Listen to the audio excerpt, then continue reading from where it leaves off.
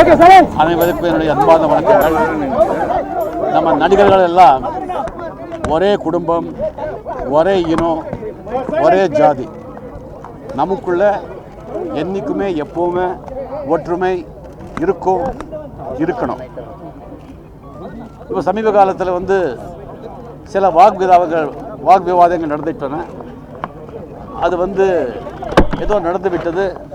அதுக்காக நமக்குள்ளே ஒற்றுமை இல்லை அப்படின்னு சொல்லி தயவு செஞ்சு ஊடகங்கள், மக்கள் யாருமே நினைக்கக்கூடாது. ஒரு போட்டி வந்துடுச்சு, வெரி குட். யார் ஜெயித்தாலும் அவங்களுக்கு என்னுடைய வாழ்த்துக்கள். அண்டு ரெண்டாவது ரெண்டு வேண்டுகோள். முதல் வேண்டுகோள், யார் ஜெயிச்சு வந்தாலும் முதலில் தென்னிந்திய நடிகர் சங்கம் என்ற பெயரை எடுத்து தமிழ்நாடு நடிகர்கள் சங்கம் அப்படிங்கிறது மாற்றணும். நீங்கள்லாம் டெஃபினட்டாக ஒரு 1000 தடவை யோசித்து நல்லா சிந்தித்து வாக்குறுதிகள் கொடுத்துருப்பீங்க.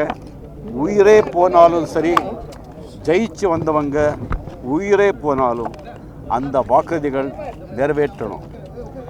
அப்படி நிறைவேற்றாமல் முடியாமல் போய்விட்டால் உடனே ராஜினாமா செய்யுங்கள். அது உங்கள் மனசுக்கும் நிம்மதி, உங்களுக்கு நன்பேரும் கொடுக்கும். வருங்காலத்தில் நல்ல எடுத்துக்காட்டாகவும் இருப்பீர்கள். நன்றி, வணக்கம்.